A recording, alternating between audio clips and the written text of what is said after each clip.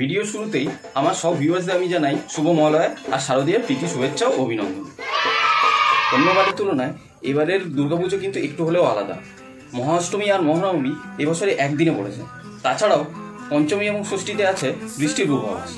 কিন্তু তাই বলে আমাদের ঘোরা উৎসাহে কিন্তু একটুও ঘাটতি হয়নি, বরং তার জন্যই আমরা এবছর মহালয়ার আগে থেকেই শুরু করে দিয়েছি পুজো পরিক্রমা। আমি ময়ূর এবং শর্মিষ্ঠা ঘুরে দেখলাম দক্ষিণ কলকাতার কিছু বিখ্যাত প্যান্ডেল। জানতে চাও কোন কোন প্যান্ডেল আমরা দেখলাম? চলো বন্ধুরা শুরু করা যাক।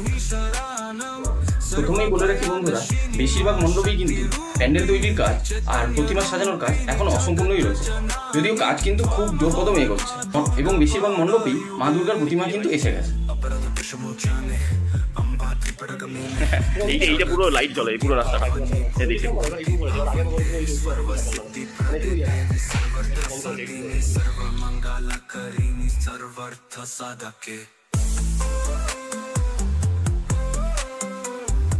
এই প্যান্ডেলটা হচ্ছে হিন্দুস্তান ক্লাব, রিক্সার চাকা দিয়ে। কোথায় লেখা? আমাদের পুজো পরিক্রমা আমরা শুরু করলাম গড়িয়াহাট হিন্দুস্তান ক্লাব দিয়ে, যাদের এবছরের থিম হচ্ছে বন্ধনহীন গ্রন্থি। তাদের থিমের মেন বৈশিষ্ট্য হচ্ছে সমাজে রিক্সার গুরুত্ব এবং সময়ের সাথে সাথে রিক্সা কিভাবে ইভলভ করেছে সেটা দেখানো।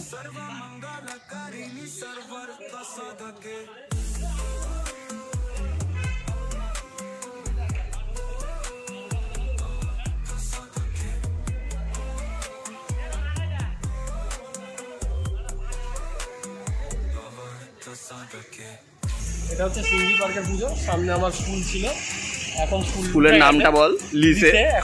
সিঙ্গি পার্কে এখনো শুধু বাঁশই দেখা যাচ্ছে, কিন্তু সৌভাগ্যের বিষয় যে ঠাকুর তৈরি অলমোস্ট হয়ে গেছে। তারপরে আমরা চলে গেলাম সিঙ্গি পার্কের পুজো প্যান্ডেলে, যাদের এবছরের থিম হচ্ছে সাত মহলার অন্তঃপুর। জমিদার বাড়ির কান্নাদক্ষ তুলে ধরাই হচ্ছে তাদের থিমের মেন বৈশিষ্ট্য।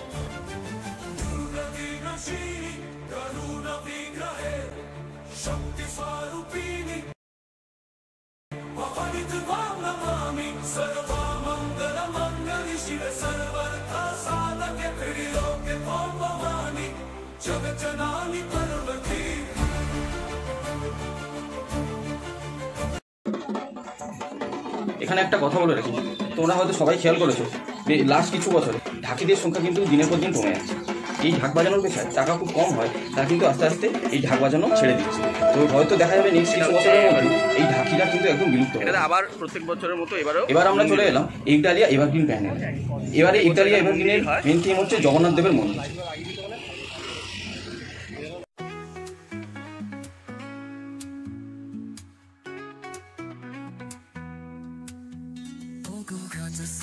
ঢাকিদের মতোই আমাদের থ্যাংক ইউ বলা উচিত এই প্যান্ডেল শিল্পীদেরও, যারা কিনা তোমরা দেখতে পাচ্ছ জীবনের ঝুঁকি নিয়ে এই প্যান্ডেল তৈরি করে।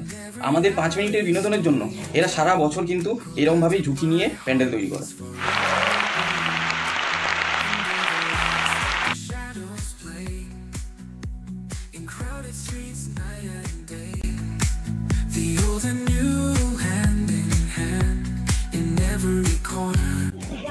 তুই এত দেরি করে এলি ভাই?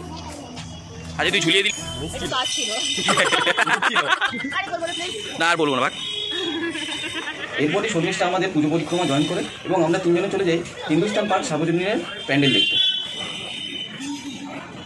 High বাগর। Every comedian uses humor as a shield. They make their life experiences as like an armor. আমাদের নেক্সট স্টপ হচ্ছে বালিগঞ্জ কালচারাল অ্যাসোসিয়েশন, যাদের এবছরের থিম হচ্ছে আরসি নগর।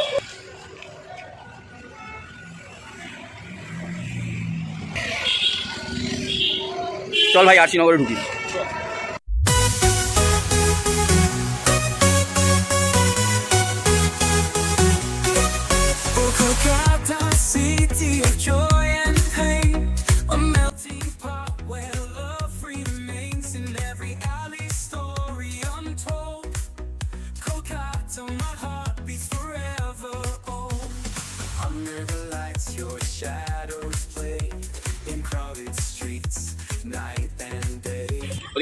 আরেকবার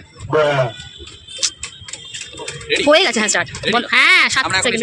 পুজো পার্কের প্যান্ডেলে, ঠিক আছে। এখানে আগে সবচেয়ে বড় দুর্গা, সবচেয়ে বড়। 10,000 হাতের প্যান্ডেলটাও এখানেই হচ্ছে। সবচেয়ে বড় দুর্গাটা সবচেয়ে বড় দুর্গা হচ্ছে না, যেখানে হাত ভেঙে হাজার দুর্গা হয়েছিল। হাজার দুর্গা না, হাজার হাতের, যেখানে হাত ভেঙে গেছিল মনে করে দেখ। হ্যাঁ, 2015 মনে আছে।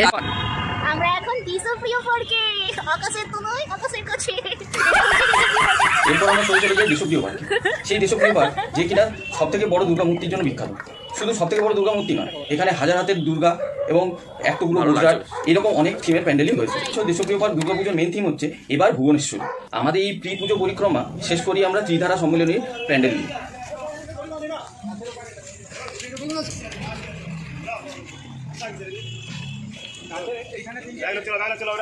চলে এসছে।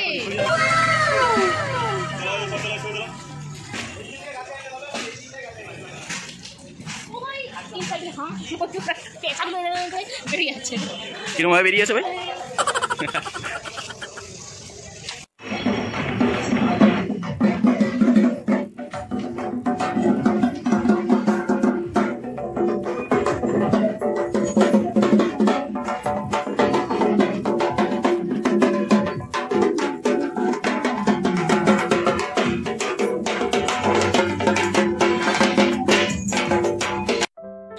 এরপর দক্ষিণ কলকাতায় খুবই একটি আন্ডাররেটেড পুজো প্যান্ডেলের কথা বলবো, সেটা হচ্ছে নন্দীবাগানের পুজো প্যান্ডেল।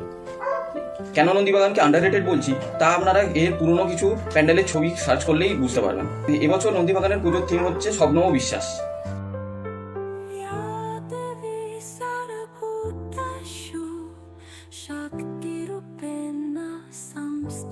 সবার শেষে একটাই কথা বলবো, দুর্গাপূজার এই কয়েকদিনে ভক্তিভরে মা দুর্গার পুজো দেখা আর পরিবার পরিজনের সাথে সময় কাটানোটাই সব থেকে বেশি ইম্পর্টেন্ট। এর সাথে যদি ভুরিভোজ আর পুজো পরিক্রমা যোগ হয় তাহলে তো কোনো কথাই নেই। বন্ধুরা, আমার এই ভিডিও এখানেই শেষ করলাম। আশা করি তোমাদের সবার দুর্গাপুজো খুব আনন্দে কাটবে। আমার এই ভিডিওটা তোমাদের পছন্দ হলে লাইক, শেয়ার আর সাবস্ক্রাইব করতে কিন্তু ভুলো না। Tata, thank you, take care. Goodbye.